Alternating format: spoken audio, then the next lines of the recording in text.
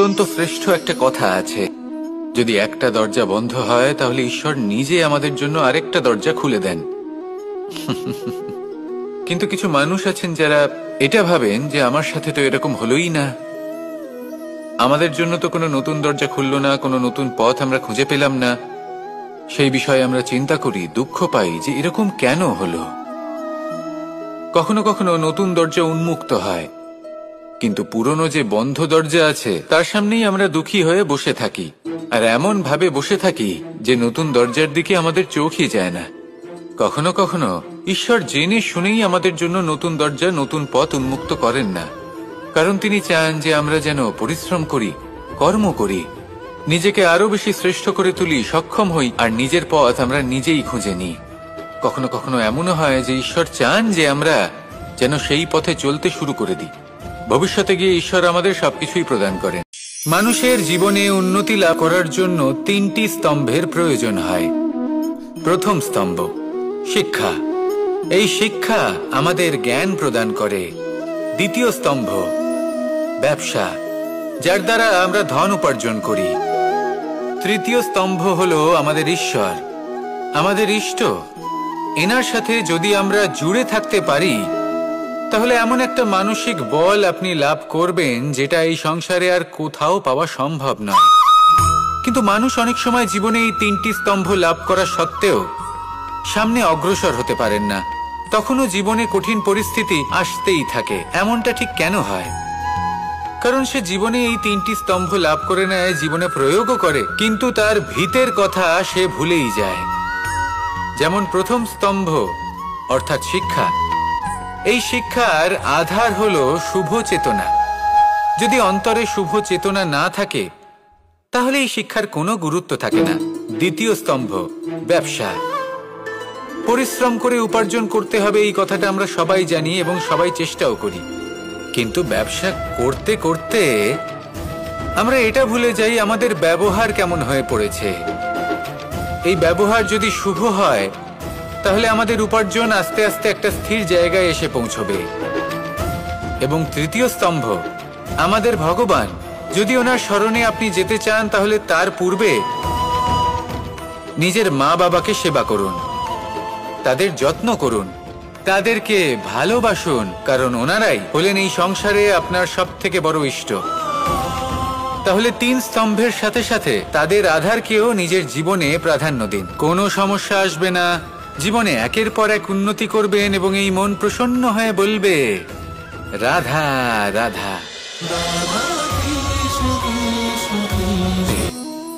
কোনো বস্তু হোক বা ব্যক্তি হোক, তার একার গুরুত্ব কিন্তু খুব বেশি নয়।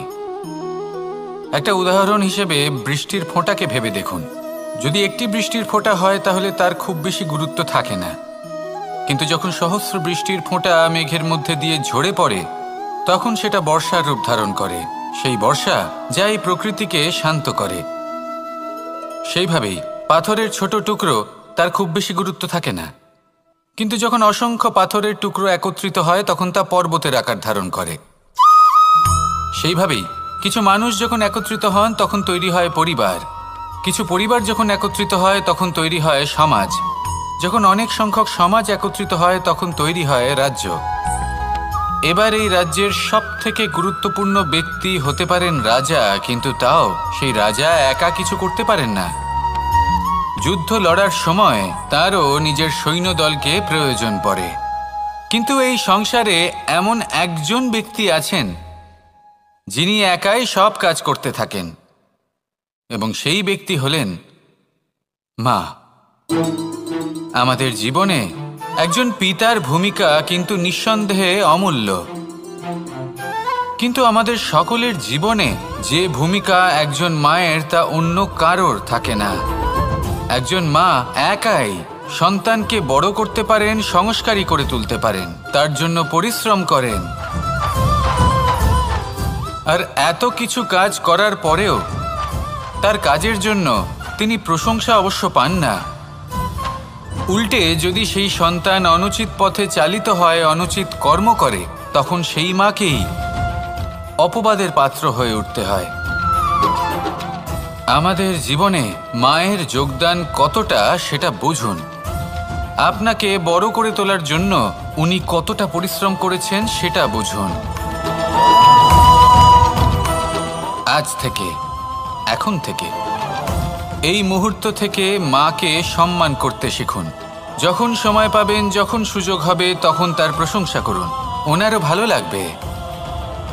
আর মায়ের এই মমতার জন্য, তার এই ভূমিকার জন্য আসুন সবাই মিলে আমরা তাকে প্রণাম করি আর সকলে মিলে ভালোবেসে বলি, রাধা রাধা।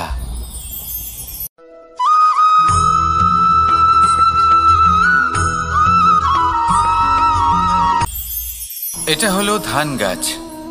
এর থেকে যে চাল উৎপন্ন হয় তা মানুষ গ্রহণ করেন। আর এটা কি? এ হলো জংলি ঘাস।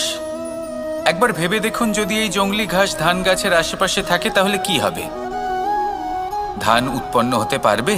তা উৎকৃষ্ট হতে পারবে? আমরা কি তা গ্রহণ করতে পারবো? কখনোই নয়। এই জংলি ঘাস ধানকে নষ্ট করে দেবে, কিন্তু নিজে জীবিত থাকবে। এটাই হলো আজকের শিক্ষা। এই সংসারে যদি আপনি নীতির পথে চলতে চান, উচিত কর্ম করতে চান, সংসারকে সেবা করতে চান, তাহলে জংলি ঘাসের মতো ব্যক্তিদের থেকে সবসময় দূরে থাকতে হবে। সেই ব্যক্তি যারা দুর্নীতি এবং মিথ্যা দ্বারা পরিপূর্ণ, যাদের ব্যবহার অশুভ, যাদের অনেক অশুভ গুণ রয়েছে, তারা সঠিক নয়।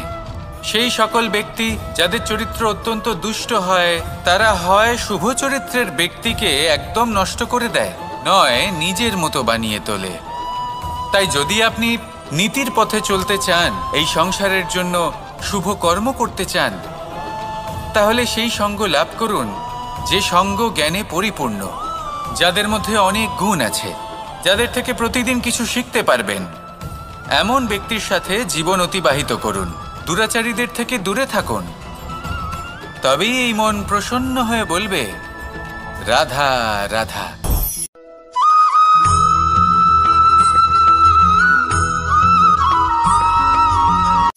সংসারে আমাদের জীবনে যখন কোনো সুখ বা দুঃখ আসে, তার জন্য আমরা কাউকে না কাউকে অবশ্যই দায়ী করে থাকি, তাই না?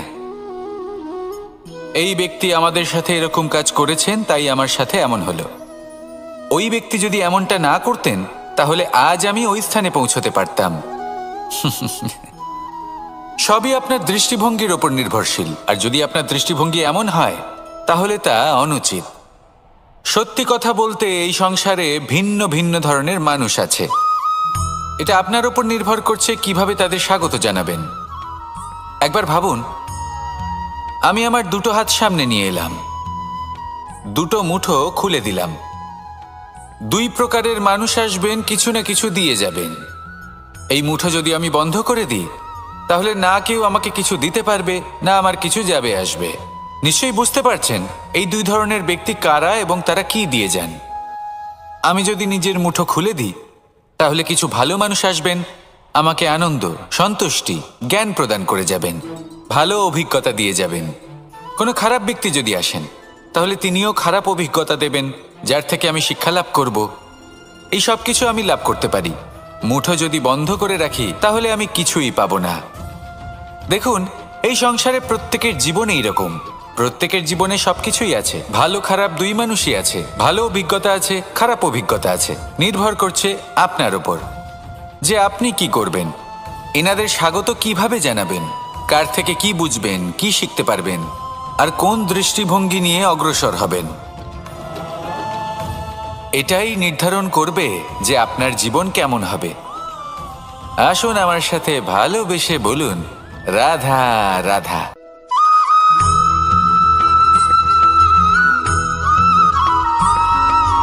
কথায় আছে, প্রত্যেক পুত্র তার পিতার প্রতিচ্ছবি হয়, আর সমস্ত প্রতিচ্ছবি চায় যেন সে তার অস্তিত্ব প্রাপ্ত করতে পারে। পুত্র চায় সে যেন তার পিতার মতো হয়, বা কখনো কখনো তার থেকেও শ্রেষ্ঠ হয়। সেটা কোনো অনুচিত ব্যাপার নয়। অনুচিত তখন হয় যখন পুত্র নিজের পিতার মতো হবার স্বপ্ন পূরণ করতে গিয়ে বা তার থেকেও শ্রেষ্ঠ হওয়ার স্বপ্ন পূরণে অনুচিত পথের আশ্রয় নেয়, কারণ তারপরে সে তার পিতার গুণগুলি আত্মসাৎ করতে চায় না। সে শুধুই এটা চায় যে সংসারের চোখে যেন আমি শ্রেষ্ঠ প্রমাণিত হই। এটা অনুচিত। সংসারে এমন অনেক মানুষ আছেন যারা এই কারণে শ্রেষ্ঠ হওয়ার চেষ্টা করেন যাতে তার পরিবারের তার পিতার সম্মান বৃদ্ধি পায়। এমনও মানুষ থাকেন, আর এটাই হলো পার্থক্য উদ্দেশ্যের। মনে রাখবেন, যদি আপনার উদ্দেশ্য শুভ হয় তাহলে পথও শুভ হবে, যদি আপনার উদ্দেশ্য অশুভ হয় তাহলে পথও অশুভ হবে। তাহলে নিজের পিতার মতো হবার চেষ্টা অবশ্যই করুন, তার থেকেও শ্রেষ্ঠ হওয়ার চেষ্টা অবশ্যই করুন, কিন্তু মনে রাখবেন আপনার সংকল্প আর আপনার উদ্দেশ্য এই দুই শুভ হওয়া উচিত। তাহলে আসুন আর আমার সাথে ভালোবেসে বলুন, রাধা রাধা।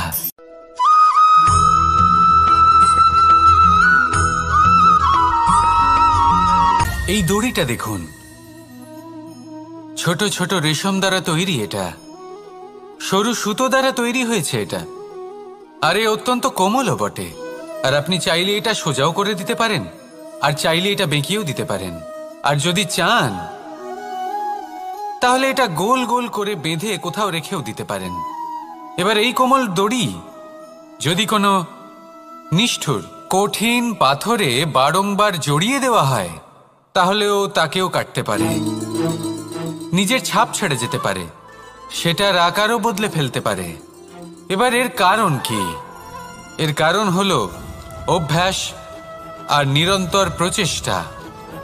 যদি আপনিও চেষ্টা করেন আর নিরন্তর কর্ম করে যান, তাহলে আপনার প্রারব্ধ পাথরের মতো কঠিনই হোক না কেন, তাতে ভাঙন ধরিয়েও আপনি নিজের লক্ষ্যে অবশ্যই পৌঁছতে পারবেন। একটা গুরুত্বপূর্ণ কথা মনে রাখবেন, সুকর্মের অভ্যাস আর নিরন্তর প্রয়াস এই হলো সাফল্যের মন্ত্র। তাহলে জীবনে এই মন্ত্র আনুন আর আমার সাথে ভালোবেসে বলুন, রাধা রাধা।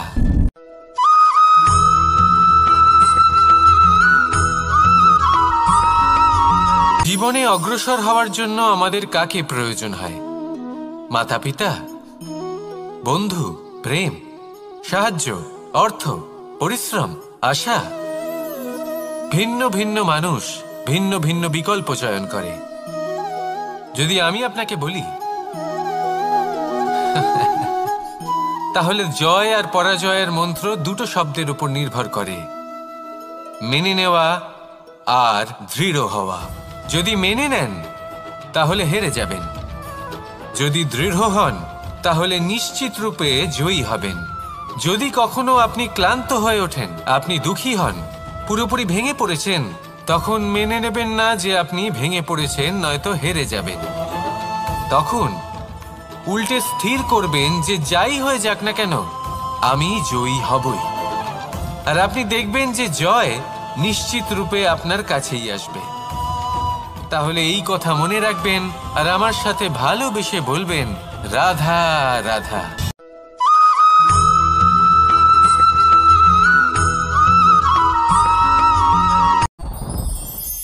সাথী। সাথী এই শব্দটির ব্যাখ্যা কে কিভাবে করে? মিত্র, সখা, বন্ধু।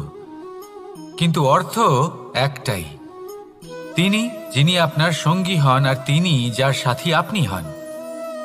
এবার সব থেকে বড় প্রশ্ন হলো এটাই যে তিনি কে হতে পারেন যাকে আপনি আপনার সাথী বলে মেনে নিতে পারেন, নিজের সখা, নিজের মিত্র, নিজের বন্ধু মেনে নিতে পারেন। আপনার সাথী হলেন তিনি যিনি দুঃখের সময় আপনার পাশে থাকবেন, আপনার হাত ধরে থাকবেন। আপনার সাথী হলেন তিনি যার হাত আপনি নিজের সুখের দিনে ধরে থাকবেন। সেই সাথীরই হাত ধরুন যিনি দুঃখে সবসময় আপনাকে সাহায্য করার জন্য তৎপর হয়ে থাকেন, আপনার পাশে থাকেন, আর যাকে সুখের দিনে আপনি আপনার সাথে রাখতে পারেন। আর যখন আপনার সাথে আপনার এই সাথী থাকবে তখন আপনি এটা বুঝবেন যে যখন জীবনে দুঃখ আসে তখন এই দুঃখ কমে যায়, সবার মধ্যে ভাগ হয়ে যায়। আর যদি তখন সুখ আসে তাহলে সেটা সবার উপস্থিতিতে আরো বেড়ে যায়। এটাই হলো প্রেম, এটাই হলো ভালোবাসা, এটাই হলো সঙ্গ। যেমন সম্পর্ক আমার আর রাধার মাঝে। তাহলে আসুন আর আমার সাথে ভালোবেসে বলুন, রাধা রাধা।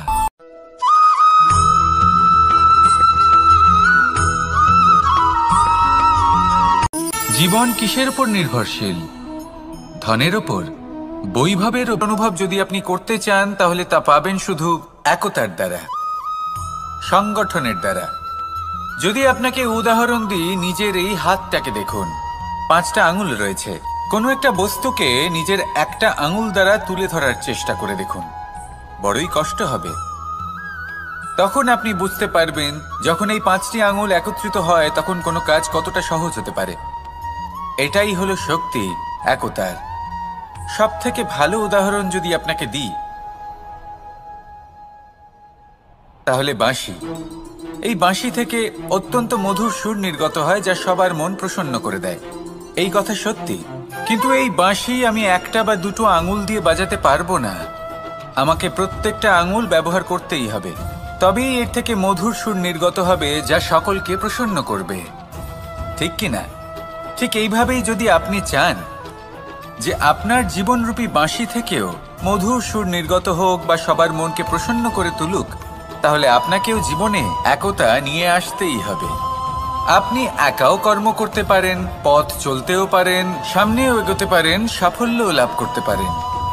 কিন্তু যখন সকলে একসাথে এগোবেন, সেই পথে চলবেন, সেই কর্মই করবেন, তখন লক্ষ্যে অবশ্যই পৌঁছবেন, সাফল্য অবশ্যই লাভ করবেন। কিন্তু সেই সাফল্য এবং তার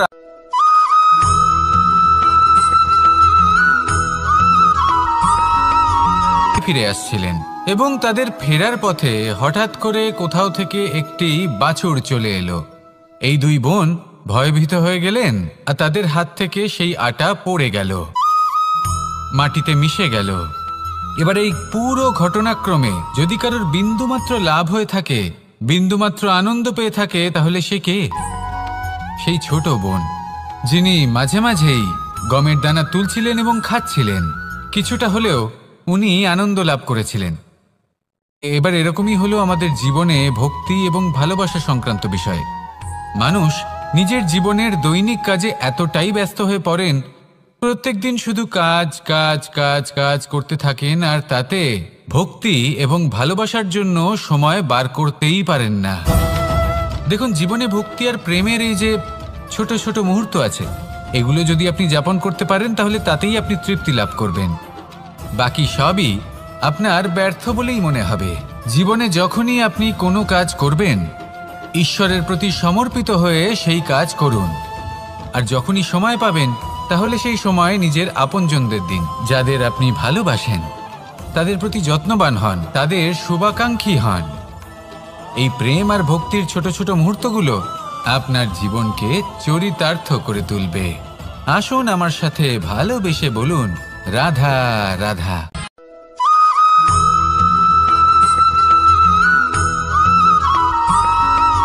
মানুষের একটি সমস্যা আছে যে মানুষ সাফল্যকে মাপতে থাকেন, লক্ষ্যপ্রাপ্তিকে মাপতে থাকেন এবং তার তুলনা করতে থাকেন যে ও এত কিছু পেল আর আমি পেলাম না, ওর কাছে এত কিছু আছে কিন্তু আমার কাছে নেই। এই তুলনা করার জন্য ওনারা দুঃখী হয়ে পড়েন, নিরাশ হয়ে পড়েন। তাই আমি একটা প্রশ্ন করছি যে এটা কি উচিত? এই সংসারে আপনি কি নিয়ে তুলনা করবেন, যেখানে সূর্যদেব চন্দ্রমা দুজনেই আছেন, দুজনেই হলেন বিশেষ, দুজনেই নিজ নিজ সময়ে উদিত হন। এদের মধ্যে একজন না থাকলে তাহলে আমাদের জীবন কঠিন হয়ে পড়বে। ঠিক সেইভাবেই আপনি যদি একটা বড় রেখা অঙ্কন করেন তাহলে অন্য রেখাটি ছোট হয়ে পড়ে না, সে তেমনই থাকে যেমনটা সে ছিল। আপনার অস্তিত্ব কখনো ছোট বা বড় হতে পারে না, শুধু তুলনা করার জন্য আপনার এটা মনে হতে পারে। যদি আপনি যুদ্ধ করতে চান আপনার তলোয়ারের প্রয়োজন পড়বে, যদি বস্ত্র তৈরি করতে চান এত বড় তলোয়ার দিয়ে কিছুই হবে না, তখন প্রয়োজন পড়বে একটা ছোট্ট সূচের। তাই তুলনা করবেন না, না নিজেকে ছোট মনে করবেন, না অন্য কাউকে। সবার সাথে সহযোগিতা করুন, আর যদি তুলনা করতেই হয় নিজের সাথে করুন, যে কাল আমি কেমন ব্যক্তি ছিলাম, আজ কি তার থেকে শ্রেষ্ঠ হয়ে উঠতে পেরেছি। ভেবে দেখুন ভবিষ্যতে গিয়ে আপনি কতটা শ্রেষ্ঠ ব্যক্তি হতে পারেন। আসুন আমার সাথে ভালোবেসে বলুন, রাধা রাধা।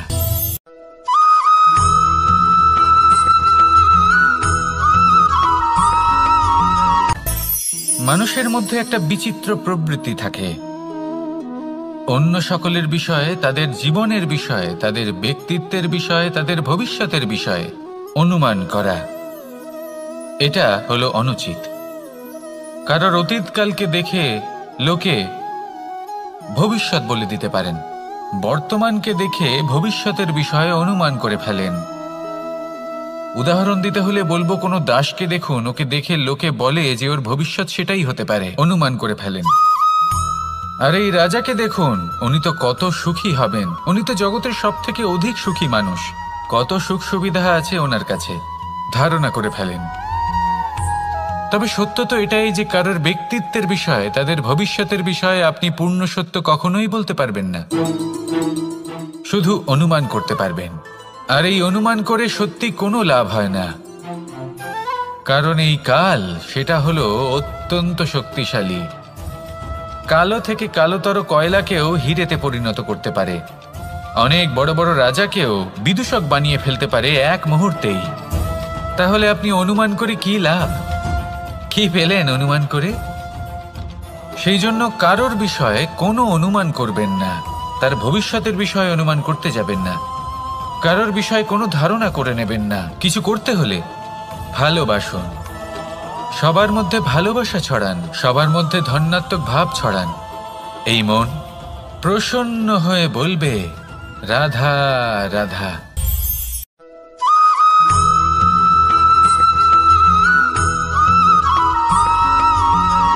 মানুষ ভাবেন যে ধন অর্জন করা হলো অত্যন্ত গুরুত্বপূর্ণ। তিনি আজীবন ধন অর্জন করতে থাকেন, ধন অর্জন করার চেষ্টা করতে থাকেন। সে যাই হয়ে যাক না কেন, পরিশ্রম করতে থাকেন। স্বাস্থ্যের দিকে নজর দেন না, না উচিত সময় খাবার খান, না উচিত সময় ঘুমোতে যান, না পর্যাপ্ত সময় পর্যন্ত ঘুমন, কিছুই না। ধন অর্জন করতেই থাকেন, করতেই থাকেন। আর কিছু সময় পরে যখন তিনি অসংখ্য ধন লাভ করে ফেলেন, তখন তার সাথে ওনার শরীরে অনেক রোগ বাসা বাঁধে। এইসব রোগের উপচার করতে করতে সেই সমস্ত ধন যা উনি অর্জন করেছেন তা তিনি ব্যয় করে ফেলেন। শেষ পর্যন্ত কি হয়? আমরা যেভাবে এসেছি ঠিক সেইভাবেই ফিরে যাই, ধন এখানেই থেকে যায়। দেখুন, একটা অত্যন্ত গুরুত্বপূর্ণ কথা রয়েছে যে আপনার বোঝা উচিত। এই যে ধন, তার ব্যবহার করুন জীবনকে আরো ভালো করে তোলার জন্য। ধনের সদ্ব্যবহার করা উচিত, এমন যেন না হয় এই ধন আপনাকে ভোগ করে ফেলে। এই জীবনকে নিশ্চিত রূপে আরো শ্রেষ্ঠ করে তুলুন। কিন্তু এই ধন অর্জন করার এই প্রক্রিয়াতে নিজের সারা জীবনকে নষ্ট করে ফেলবেন না। এই জীবন উপভোগ করতে শিখুন, আর আমার সাথে ভালোবেসে বলুন, রাধা রাধা।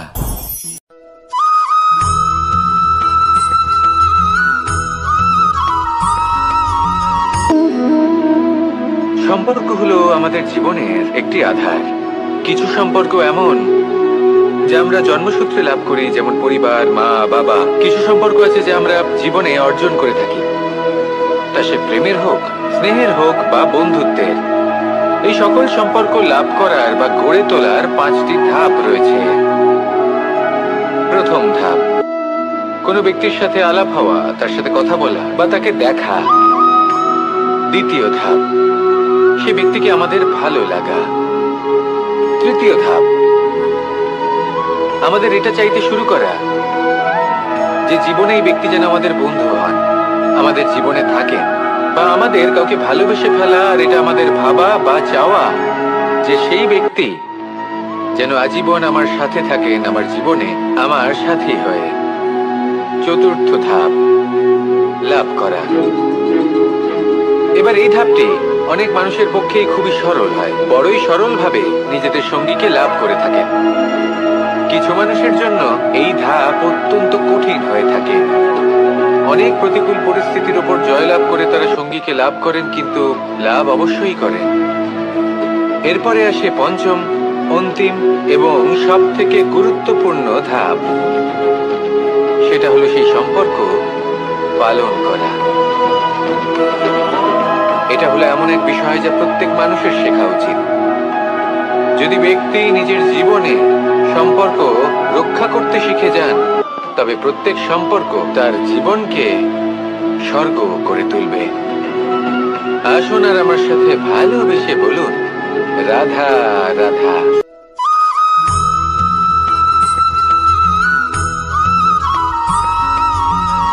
মানুষের মানসিকতা এমন হয় যে সে যতটা করে আশা করে যে তার থেকে অনেক বেশি তার বদলে সে পাবে।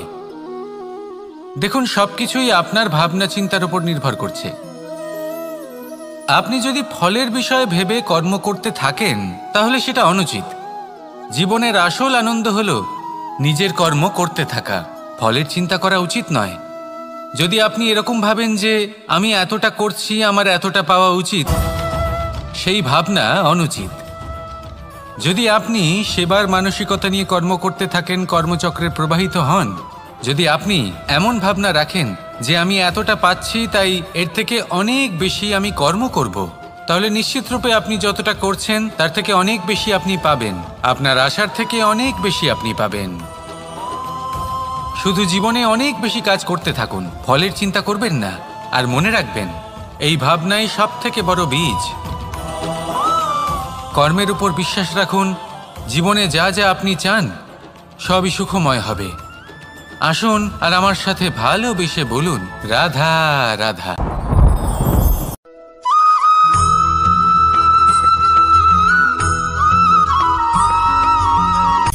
সূচের শেষে একটি ছিদ্র থাকে যার দ্বারা আমরা এই সুতো পরাতে পারি, আর তারপর সূচের সাহায্যে এই সুতো দিয়ে বস্ত্র সেলাই করা যায়। কিন্তু যদি সুতোটা সোজা করে ধরা না হয় তাহলে সূচে কখনো এই সুতো পরানোই সম্ভব নয়।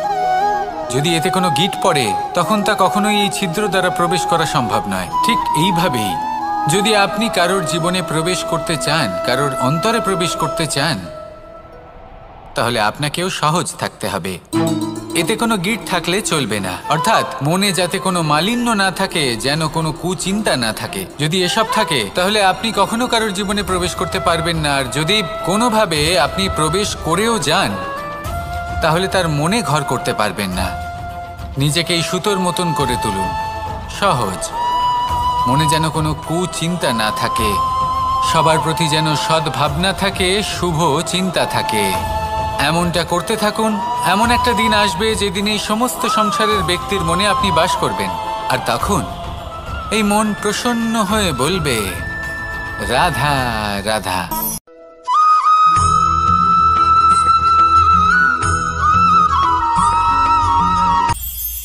এটা হলো ধান গাছ। এর থেকে যে চাল উৎপন্ন হয় তা মানুষ গ্রহণ করেন। আর এটা কি?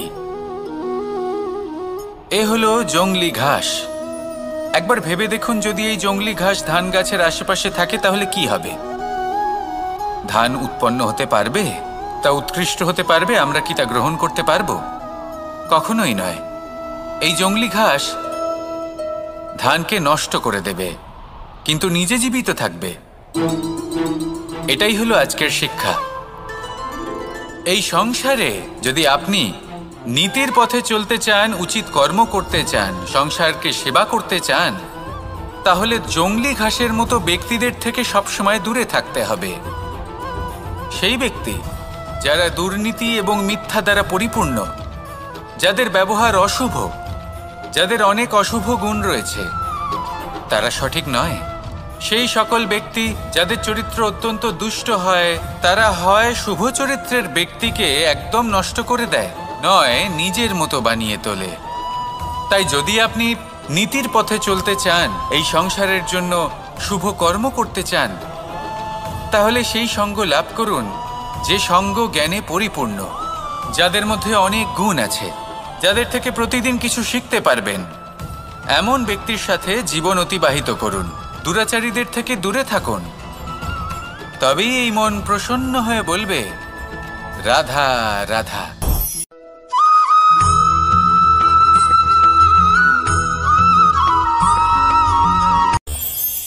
এই সংসারে আমরা প্রকাশ কোথা থেকে পাই? এর উত্তর বড়ই সরল। ভোরে যখন সূর্যোদয় হয় তখন প্রকাশের কিরণ আমাদের ঘরে এসে পৌঁছয়। এইভাবেই আমরা প্রকাশ লাভ করি। এবার এই প্রকাশের আলোতেই আমরা সারাদিনের কাজ সম্পন্ন করি। সন্ধে হয়ে যায়, সূর্যাস্তও হয়ে যায়, আর আমাদের ঘর যাতে অন্ধকার না হয় তার জন্য আমরা একটা প্রদীপ প্রজ্বলিত করি। এটাই ঘটে আমাদের জীবনেও। এবার প্রবাহমান আয়ুর সাথে আমরা আমাদের অন্তরে যদি একটা প্রদীপ প্রজ্বলিত করে নিই তাহলে বিষয়টাই অন্যরকম হবে। এবার আপনি বলবেন কোন প্রকাশের কথা বলছি যা আমাদের অন্তরে জাগ্রত করা সম্ভব? আমাদের আত্মার মাঝে প্রেমের প্রকাশ জাগ্রত করার কথা বলছি। কারণ আমাদের এই জীবন এও হলো দিনের আলোর মতো। আজ প্রকাশ আছে, কিন্তু কোনোদিন অবশ্যই অস্ত হবে। কিন্তু অস্ত হবার আগে যদি আমরা আমাদের আত্মার মাঝে প্রেমের এই প্রকাশ উজ্জ্বলিত করে নিই তাহলে আমাদের সন্ধ্যাকালও আমরা আনন্দে এবং প্রেমে যাপন করব। তাহলে আসুন আর আমার সাথে ভালোবেসে বলুন রাধা রাধা।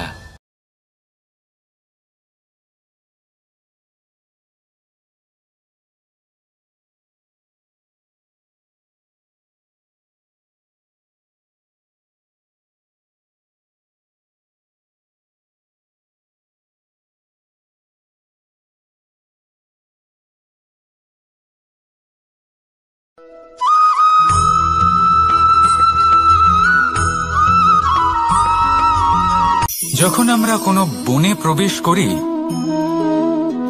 তখন এই সবুজ ঘাস দেখে, এই কোমল ঘাস দেখে আমাদের মন প্রফুল্ল হয়ে ওঠে। ভিন্ন ভিন্ন প্রজাতির ফুল, ভিন্ন ভিন্ন রঙের ফুল দেখে এই মন আনন্দে ভরে ওঠে। এখানে শিশুরা আনন্দ লাভ করে, বড়রা ভোজন গ্রহণ করেন, কথাবার্তা বলেন, হাঁটাহাঁটি করে বেড়ান। এবার ভেবে দেখুন, যখন এই উপবনের নির্মাণ হয়েছিল সেই সময় যদি এই মাটিকে সঠিকভাবে খনন না করা হতো, যদি তাতে সঠিকভাবে বীজ রোপণ না করা হতো, যদি কোনো সংঘর্ষ না হতো, পরিশ্রম না করা হতো, যদি চলতে চলতে পায়ে কাঁটা না বিঁধে যেত, তাহলে এই সুন্দর বন দেখে আমরা কি এই আনন্দ লাভ করতে পারতাম? কখনোই নয়। ধরুন কোনো নদীর তটে সুন্দর একটি বন আছে, সেই বনের আনন্দ লাভ করতে গেলে আপনাকে সেই নদী পার করতেই হবে। যদি সুখের নদীর কাছে পৌঁছতে চান তাহলে তটে যে কাঁটা রয়েছে সেগুলোর সাথে সংঘর্ষ করতেই হবে। এই সংসারে যদি আপনি সুখ লাভ করতে চান তাহলে সুখ লাভের এই যাত্রা শুরু করতে হবে সংঘর্ষ দ্বারা। তাহলে সংঘর্ষকে স্বাগত জানান, এর পেছনেই সুখ রয়েছে যা আপনার জন্য অপেক্ষা করছে। এবার হাসুন আর আমার সাথে ভালোবেসে বলুন রাধা।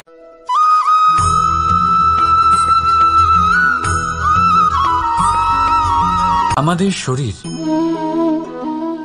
প্রকৃতির সর্বশ্রেষ্ঠ রচনা। যে অঙ্গ প্রত্যঙ্গ আমরা লাভ করেছি প্রত্যেকটির মধ্যে একটি নিজস্ব বার্তা রয়েছে। একটু ভেবে দেখুন, দুটি চোখ দিয়েছে দেখার জন্য, দুটি কান দিয়েছে শোনার জন্য, নাসিকাও আছে দুটি, দুটি হাত দিয়েছে দ্বিগুণ পরিশ্রম করার জন্য। কিন্তু জীব শুধুমাত্র একটি, তার উপরেও তীক্ষ্ণ বলিষ্ঠ দাঁত দিয়েছে তার রক্ষার জন্য। কখনো ভেবে দেখেছেন কেন?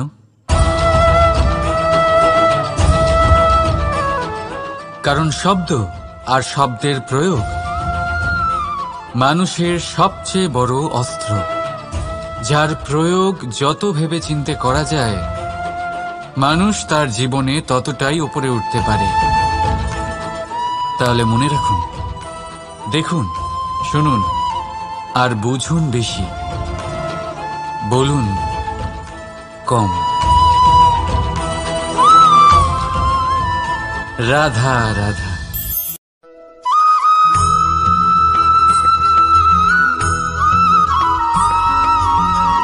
মানুষ ভাবেন যে ধন অর্জন করা হলো অত্যন্ত গুরুত্বপূর্ণ। তিনি আজীবন ধন অর্জন করতে থাকেন, ধন অর্জন করার চেষ্টা করতে থাকেন। সে যাই হয়ে যাক না কেন, পরিশ্রম করতে থাকেন। স্বাস্থ্যের দিকে নজর দেন না, না উচিত সময় খাবার খান, না উচিত সময় ঘুমোতে যান, না পর্যাপ্ত সময় পর্যন্ত ঘুমন, কিছুই না। ধন অর্জন করতেই থাকেন, করতেই থাকেন। আর কিছু সময় পরে যখন তিনি অসংখ্য ধন লাভ করে ফেলেন, তখন তার সাথে ওনার শরীরে অনেক রোগ বাসা বাঁধে।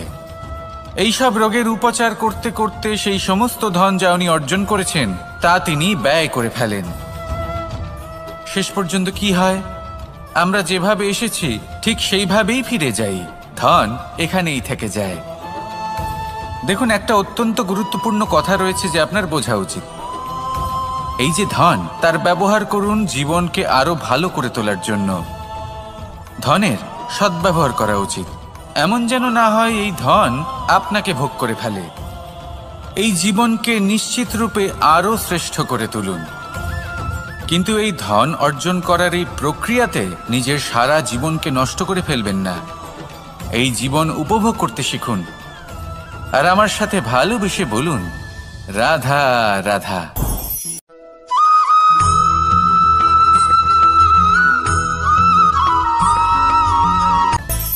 মানুষের মধ্যে একটা বিচিত্র প্রবৃত্তি থাকে, অন্য সকলের বিষয়ে, তাদের জীবনের বিষয়ে, তাদের ব্যক্তিত্বের বিষয়ে, তাদের ভবিষ্যতের বিষয়ে অনুমান করা। এটা হলো অনুচিত। কারোর অতীতকালকে দেখে লোকে ভবিষ্যৎ বলে দিতে পারেন, বর্তমানকে দেখে ভবিষ্যতের বিষয়ে অনুমান করে ফেলেন। উদাহরণ দিতে হলে বলবো, কোনো দাসকে দেখুন, ওকে দেখে লোকে বলে যে ওর ভবিষ্যৎ সেটাই হতে পারে, অনুমান করে ফেলেন। আর এই রাজাকে দেখুন, উনি তো কত সুখী হবেন, উনি তো জগতের সব থেকে অধিক সুখী মানুষ, কত সুখ সুবিধা আছে ওনার কাছে, ধারণা করে ফেলেন। তবে সত্য তো এটাই যে কারোর ব্যক্তিত্বের বিষয়ে, তাদের ভবিষ্যতের বিষয়ে আপনি পূর্ণ সত্য কখনোই বলতে পারবেন না, শুধু অনুমান করতে পারবেন। আর এই অনুমান করে সত্যি কোনো লাভ হয় না, কারণ এই কাল সেটা হলো অত্যন্ত শক্তিশালী। কালো থেকে কালোতর কয়লাকেও হিরেতে পরিণত করতে পারে, অনেক বড় বড় রাজাকেও বিদূষক বানিয়ে ফেলতে পারে এক মুহূর্তেই। তাহলে আপনি অনুমান করে কি লাভ? কি পেলেন অনুমান করে? সেই জন্য কারোর বিষয়ে কোনো অনুমান করবেন না, তার ভবিষ্যতের বিষয়ে অনুমান করতে যাবেন না, কারোর বিষয়ে কোনো ধারণা করে নেবেন না। কিছু করতে হলে ভালোবাসুন, সবার মধ্যে ভালোবাসা ছড়ান, সবার মধ্যে ধন্যাত্মক ভাব ছড়ান। এই মন প্রসন্ন হয়ে বলবে, রাধা রাধা।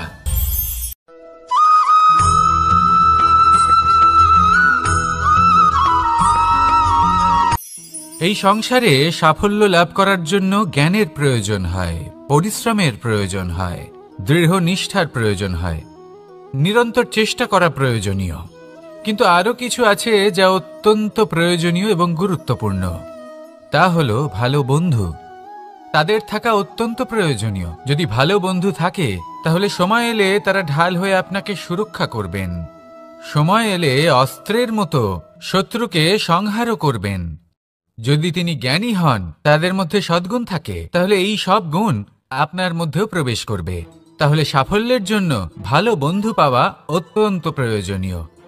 কিন্তু শুধু বন্ধু কেন, ভালো শত্রুও থাকা প্রয়োজনীয়। এবার আপনি ভাববেন, আমি কি বললাম? যদি আপনার জীবনেও ভালো অর্থাৎ শক্তিশালী শত্রু থাকে, তাহলে আপনিও শক্তিশালী হতে থাকবেন। এই শত্রু আপনাকে প্রেরিত করবে আরো বেশি শক্তিশালী হয়ে ওঠার। কখনো কোনো হরিণকে দেখুন, তীব্র গতিতে দৌড়তে থাকে। কেন তীব্র গতিতে দৌড়য়? এই কারণে নয় যে কোথাও তার জন্য মধুর ঘাস অপেক্ষা করে রয়েছে, না। সে এই কারণে তীব্র গতিতে দৌড়য় কারণ সেটা না করলে তার পেছনে একটি সিংহ আছে যে ওকে নিজের ভোজন করে ফেলবে। তাই জীবনে বিপদ, সংকট, এই সব কিছুও হলো অত্যন্ত গুরুত্বপূর্ণ। তার সম্মুখীন হতে শিখুন আর আমার সাথে ভালোবেসে বলুন, রাধা রাধা।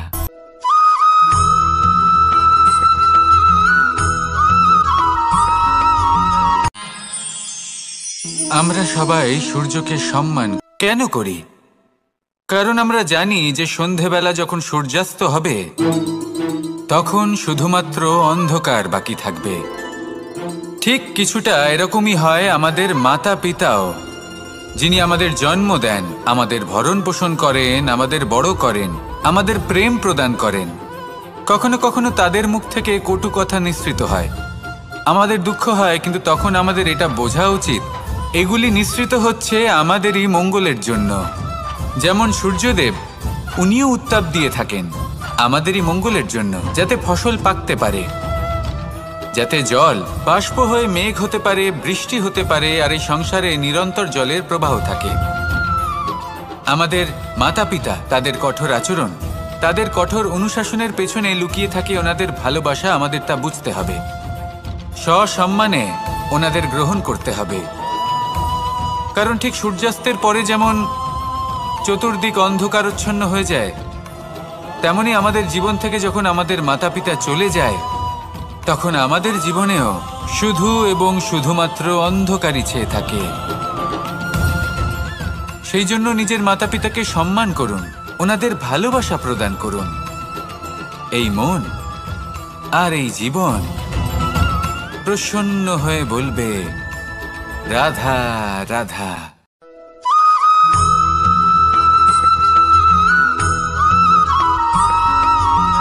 ভালো, শুধু ওনাদের কঠোর ব্যবহার দেখলে আমরা একটু ভয় পেয়ে যাই।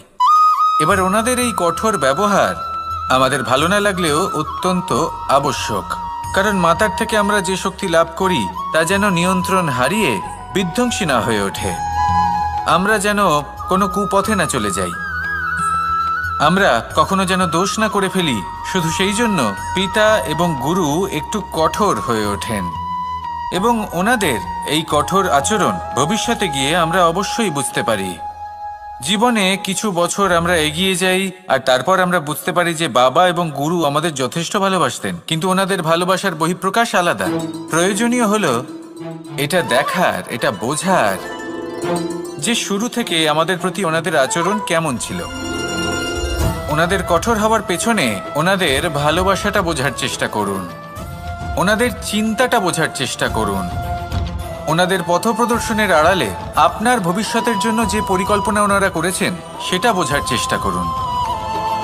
তখন আপনারা বুঝতে পারবেন ওনাদের ভালোবাসাকে। আপনার মনের মধ্যে আপনা থেকেই ওনাদের প্রতি সম্মান জেগে উঠবে। নিজের পিতা এবং নিজের গুরু, এই দুজনের প্রতি কৃতজ্ঞতা প্রকাশ করুন আর আমার সাথে ভালোবেসে বলুন, রাধা রাধা।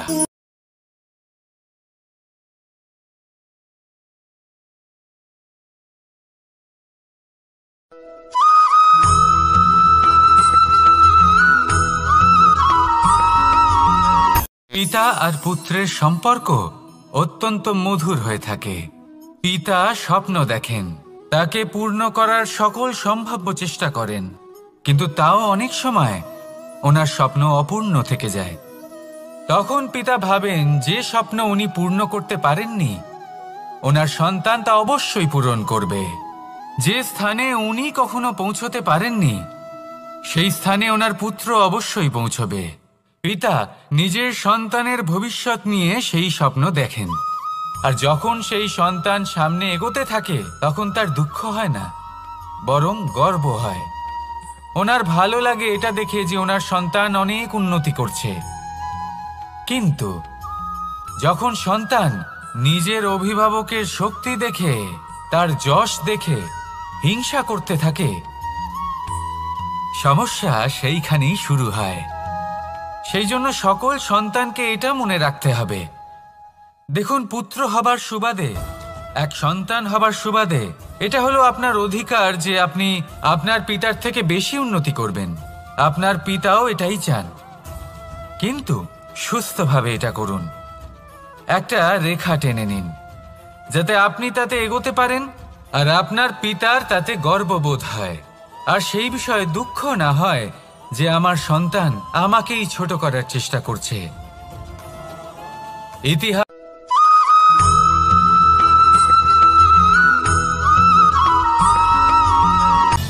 সময়, জীবন, কাল দেখতে গেলে এই তিনটি শব্দ একটি শব্দেরই সমার্থক শব্দ মনে হয়, কিন্তু এই শব্দগুলির অর্থ কি সমান? কখনোই নয়। হ্যাঁ, এই সময় চলতে থাকে, জীবন চলতে থাকে, কালচক্র চলতে থাকে।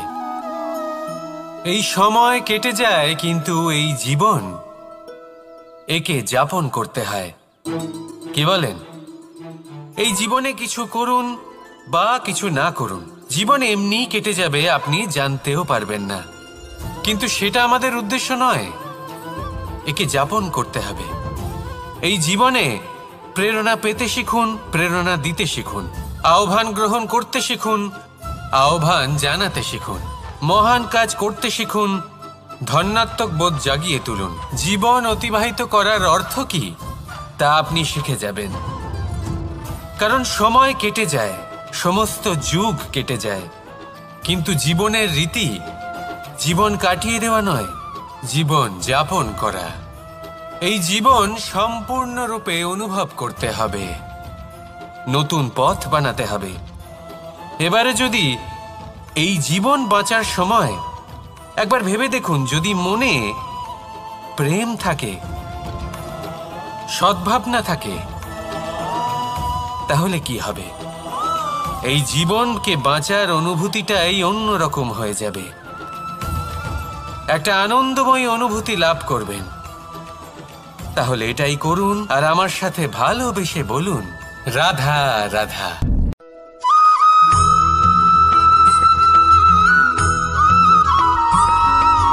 বসন্ত ঋতু, এই সময় মন আনন্দে ভরে থাকে। এমন মনে হয় যেন আমরা আকাশে বিচরণ করতে চলে যাই, কিন্তু সেটা তো সম্ভব নয়। সেই জন্য হয়তো আমরা ঘুড়ি ওড়াই, এই ঘুড়িকে নিজেদের প্রতিরূপ মনে করে। এবার অনেক মানুষ আছেন যারা ঘুড়ি ওড়ান, কিন্তু এই কর্মের সারমর্ম কি সেটা কজন বুঝতে পারেন?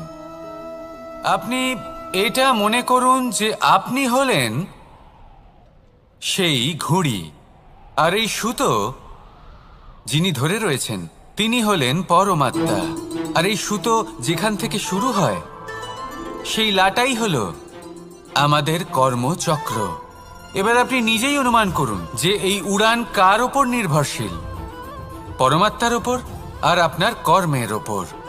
যদি পরমাত্মা আপনার হাত ধরে থাকেন, আপনার সাথে থাকেন, যদি আপনি শুভ কর্ম করতে থাকেন, আপনি এই আকাশে উড়তে থাকবেন। কিন্তু কোথাও যদি পরমাত্মার সাথে এই বন্ধন ছিন্ন হয়, আপনার কর্মচক্র খারাপ হয়ে যায় বা থেমে যায়, তাহলে আপনার এই ঘুড়ি কেটে যাবে আর দূরে কোনো গাছের ডালে গিয়ে আটকে যাবে। তাই শুধুমাত্র ঘুড়ি ওড়াবেন না, তার থেকে শিখুন, পরমাত্মার সাহচর্যে থাকুন, সবসময় শুভ কর্ম করতে থাকুন, আর সবসময় এই আকাশে উড়তে থাকুন। আসুন আর আমার সাথে ভালোবেসে বলুন, রাধা রাধা।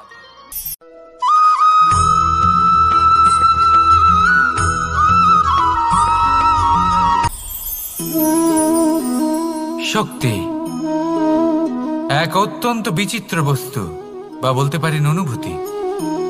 পিতা সবসময় চান যেন তিনি তার শক্তি পুত্রকে। আসুন আপনাকে সহজে বোঝাই। যদি আপনি সুপাত্র হন আর আপনাকে শক্তি দেওয়া হয়, তাহলে আপনি সেই শক্তির গুরুত্ব বুঝবেন, কোথায় সেই শক্তি প্রয়োগ করা উচিত সেটা বুঝবেন। আর এটা যেহেতু অর্জন করা শক্তি হবে, সেই শক্তির অপব্যবহার হবে না। কিন্তু যদি এই আপনি কুপাত্র হন আর যদি আপনাকে এই শক্তি দেওয়া হয়, তাহলে কি হবে? দেখতে গেলে এই শক্তি আপনি দান হিসেবে পেয়েছেন, তাই না আপনি এই শক্তির গুরুত্ব বুঝবেন আর না এর প্রয়োগ আপনি জানবেন। তার অপব্যবহার হওয়া সুনিশ্চিত। তাই যদি আপনি কোনো শক্তি অর্জন করতে চান, তাহলে আগে তার যোগ্য হয়ে উঠুন, পুত্র নয় পাত্র হয়ে উঠুন। আর আমার সাথে ভালোবেসে বলুন, রাধা রাধা।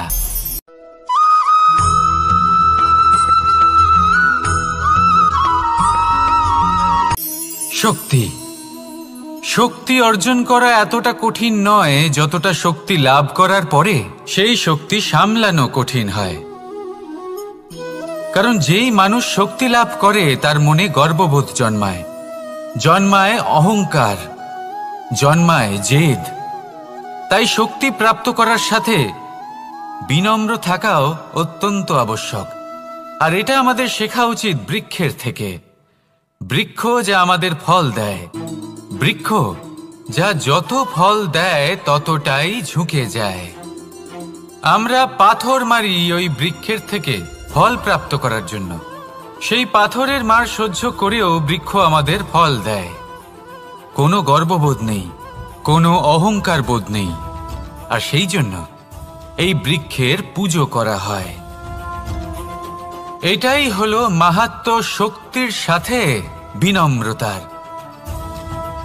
যদি এই শক্তি সৃজন করে থাকে, সাহায্য করে থাকে, সম্বল হয়ে থাকে, তবেই সেই শক্তি উপযুক্ত। আর নয়তো সেই শক্তি একদিন আপনাকে আসক্ত অবশ্যই করবে।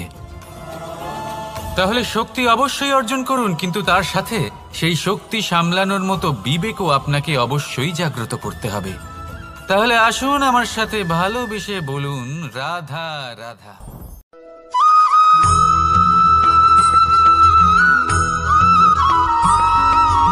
মানুষ জন্মগ্রহণ করে, তার সাথে ভয়েরও জন্ম হয়।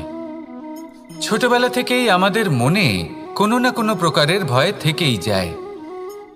কেউ এই বিষয়ে ভয় পায় যে তার কোনো বস্তু তার থেকে দূরে চলে যাবে। কেউ এই বিষয়ে ভয় পায় যে আমি নিজেকে হারিয়ে ফেলব। কেউ এই ভেবে ভয় পায় যে আমার প্রিয়জনেরা তারা যেন আমার থেকে দূরে না চলে যায়। কেউ এই ভেবে ভয় পায় যে আমরা যেন পথ না হারিয়ে ফেলি, আদি ইত্যাদি। কিন্তু সত্যি কথা বলতে ভেবে দেখুন, এই ভয় বাস্তবে কি? শুধুই একটা মনস্থিতি, আর কিছুই নয়। যা কিছু আপনি জীবনে পেয়েছেন তা একদিন আপনাকে হারাতে হবে। এই জীবন হলো আপনারই, কিন্তু তাও একদিন সমাপ্ত হবে। তাই ভয় পেয়ে কি লাভ? এই ভয় শুধু আপনাকে জীবন যাপন করা থেকে বাধা দিচ্ছে, আর কিচ্ছু নয়। পথ হারিয়ে ফেললেই বুঝতে পারবেন যে নতুন পথ কিভাবে বানাতে হয়। কিছু মানুষকে জীবন থেকে হারালে তবেই আপনি বুঝবেন যে আপনার আপনজনকে। এই ভয়ের কারণে ভীত হয়ে থাকবেন না। এই তারা নক্ষত্র অন্ধকারের অভাবে গুরুত্ব হারায়। শিবকেও মহাদেব হওয়ার জন্য বিষপান করতে হয়েছিল। প্রত্যেক পরিস্থিতি, প্রত্যেক সাফল্য আপনার পরীক্ষা নেবে। তাতে উত্তীর্ণ হওয়া হলো আপনার কর্ম। যখনই আপনি ভয় পাবেন বা সংকটের সম্মুখীন হবেন, তখন সাহসের সাথে তার সম্মুখীন হন। মনে রাখবেন, যে সম্মুখীন হতে জানে সাফল্য তার সাথে সবসময় থাকে। আসুন আর আমার সাথে ভালোবেসে বলুন, রাধা রাধা।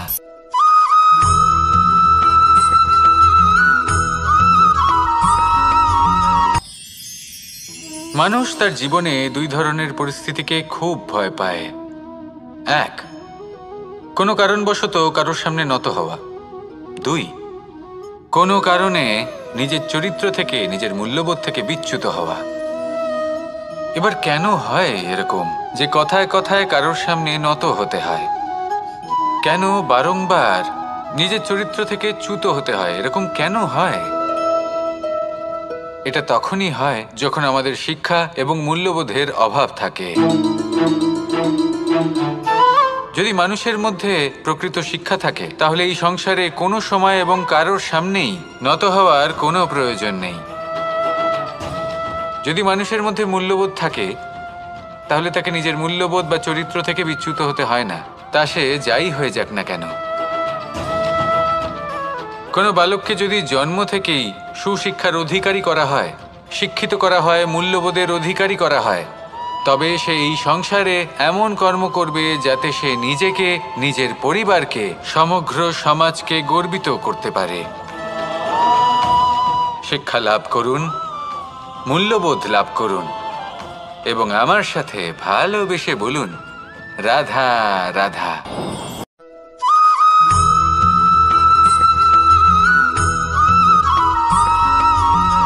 আপনি কখনো কোনো বাজকে নিজের বাসা বানাতে দেখেছেন? এই বাজ যখনই কোনো বাসা বানায় তখন উঁচু গাছের ডালে বা কোনো পর্বতের শিখরে বাসা বানায়, অনেক উচ্চতায়। আর সেখানে তার সন্তানও জন্মগ্রহণ করে।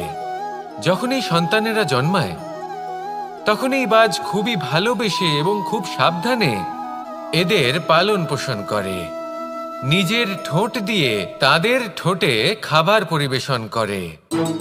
কিন্তু যেই সেই সন্তানেরা হৃষ্টপুষ্ট হয়ে যায় এবং সেই কথা বাজ নিজে বুঝতে পেরে যায়, সেই বাজ নিজেই সেই বাসা ছিন্ন ভিন্ন করে দেয়। সেই সন্তান যাদের সবেমাত্র ডানা গজিয়েছে, কিভাবে উড়তে হয় তারা জানে না, সেই সন্তানগুলিকে উচ্চতা থেকে ঠেলে দেয়। সেই সন্তান প্রথমে ভয়ভীত হয়ে যায়। তারা সামনে মৃত্যুকে দেখতে পেয়ে ভয়ের কারণে তাদের ডানা ঝাপটাতে থাকে। আর সেই প্রক্রিয়াতেই সেই সন্তানগুলি উড়তে শুরু করে দেয়। এবার এই ঘটনায় আমরা কি শিক্ষা পেতে পারি? এটাই, যদি আপনি মাতা পিতা হন তাহলে নিজের সন্তানকে অবশ্যই স্নেহ করুন, কিন্তু তাদেরকে নিজের আঁচলের তলায় বেঁধে রাখবেন না। যদি আপনি চান আপনার সন্তান জীবনে উন্নতি করুক, তাহলে নিজের মুঠো থেকে তাদের স্বতন্ত্র করে দিন। এই সংসারে সংঘর্ষ করতে দিন। সেই সন্তান নিজেই বুঝতে পারবে যে জন্মের সময় পাওয়া ডানা কি করে ব্যবহার করতে হয়। আর আপনার চোখের সামনে আপনার সন্তান এই আকাশে উড়তে থাকবে। তাহলে আসুন আমার সাথে ভালোবেসে বলুন, রাধা রাধা।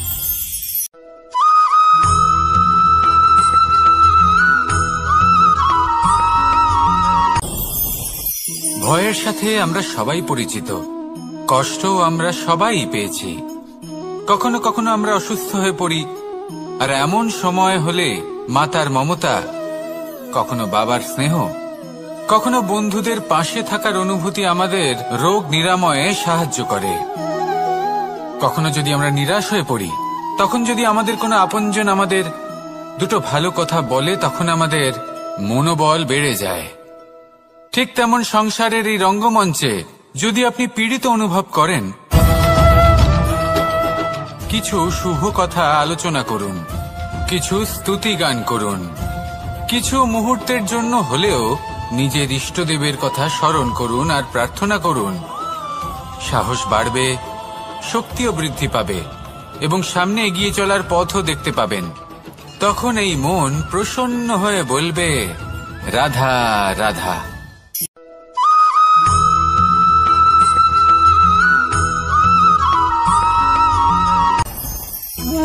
ভোজন। এবার ভোজন সংগ্রহ করার জন্য মানুষ কি না করেন, সব সময় চেষ্টা করতে থাকেন। ফসল উৎপাদনের জন্য অনেক পরিশ্রম করতে থাকেন, কিন্তু অনেক সময় অনেক পরিশ্রম করার পরেও ফসল ভালো উৎপাদন হয় না। এর কারণ কি? কারণ হলো এটাই যে আপনি পরিশ্রম হয়তো অনেক করেছেন, কিন্তু আপনার নজর তো সেই বীজের দিকে ছিলই না যা আপনি রোপণ করেছেন। সেই জন্য সব সময় কোনো বীজ রোপণ করার আগে তাকে পরখ করে দেখুন, তা অত্যন্ত আবশ্যক। আর সেইভাবেই যখনই কোনো কর্মের প্রশ্ন আসে, তাহলে সেখানে শুধুমাত্র পরিশ্রম যথেষ্ট নয়। সেই কাজের প্রতি আপনার কর্তব্য কি, আপনার উদ্দেশ্য কি, সেটা জানা হলো অত্যন্ত গুরুত্বপূর্ণ। তাই কর্ম করুন, কিন্তু সেই কর্মের প্রতি আপনার যা উদ্দেশ্য তার মাহাত্ম্য বুঝতে চেষ্টা করুন।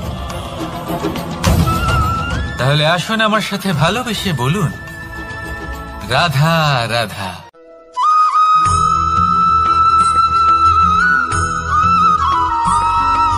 মানুষের একটি সমস্যা আছে যে মানুষ সাফল্যকে মাপতে থাকেন, লক্ষ্যপ্রাপ্তিকে মাপতে থাকেন এবং তার তুলনা করতে থাকেন যে ও এত কিছু পেল আর আমি পেলাম না, ওর কাছে এত কিছু আছে কিন্তু আমার কাছে নেই। এই তুলনা করার জন্য ওনারা দুঃখী হয়ে পড়েন, নিরাশ হয়ে পড়েন। তাই আমি একটা প্রশ্ন করছি যে এটা কি উচিত? এই সংসারে আপনি কি নিয়ে তুলনা করবেন, যেখানে সূর্যদেব চন্দ্রমা দুজনেই আছেন, দুজনেই হলেন বিশেষ, দুজনেই নিজ নিজ সময়ে উদিত হন। এদের মধ্যে একজন না থাকলে তাহলে আমাদের জীবন কঠিন হয়ে পড়বে। ঠিক সেইভাবেই আপনি যদি একটা বড় রেখা অঙ্কন করেন, তাহলে অন্য রেখাটি ছোট হয়ে পড়ে না, সে তেমনই থাকে যেমনটা সে ছিল। আপনার অস্তিত্ব কখনো ছোট বা বড় হতে পারে না, শুধু তুলনা করার জন্য আপনার এটা মনে হতে পারে। যদি আপনি যুদ্ধ করতে চান, আপনার তলোয়ারের প্রয়োজন পড়বে। যদি বস্ত্র তৈরি করতে চান, এত বড় তলোয়ার দিয়ে কিছুই হবে না। তখন প্রয়োজন পড়বে একটা ছোট্ট সূচের। তাই তুলনা করবেন না, না নিজেকে ছোট মনে করবেন, না অন্য কাউকে। সবার সাথে সহযোগিতা করুন, আর যদি তুলনা করতেই হয় নিজের সাথে করুন, যে কাল আমি কেমন ব্যক্তি ছিলাম, আজ কি তার থেকে শ্রেষ্ঠ হয়ে উঠতে পেরেছি। ভেবে দেখুন ভবিষ্যতে গিয়ে আপনি কতটা শ্রেষ্ঠ ব্যক্তি হতে পারেন। আসুন আমার সাথে ভালোবেসে বলুন, রাধা রাধা।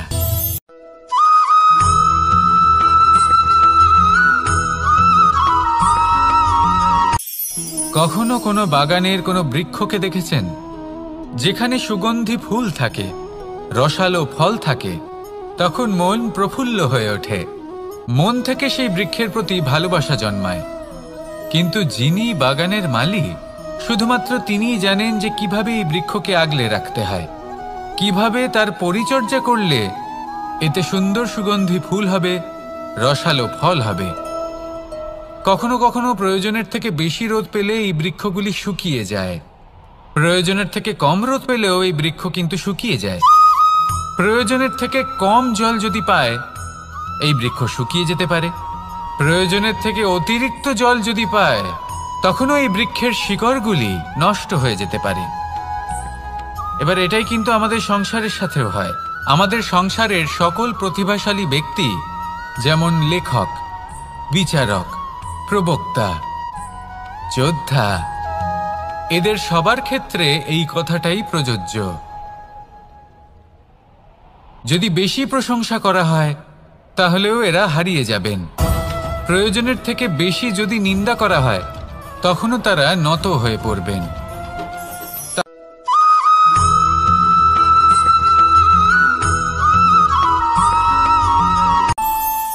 আমাদের মনে যখন কোনো প্রশ্ন ওঠে, কোনো দ্বন্দ্ব জাগে, তখন আমরা যাই আমাদের গুরুর কাছে, আমাদের আরাধ্যের কাছে গিয়ে জিজ্ঞেস করি।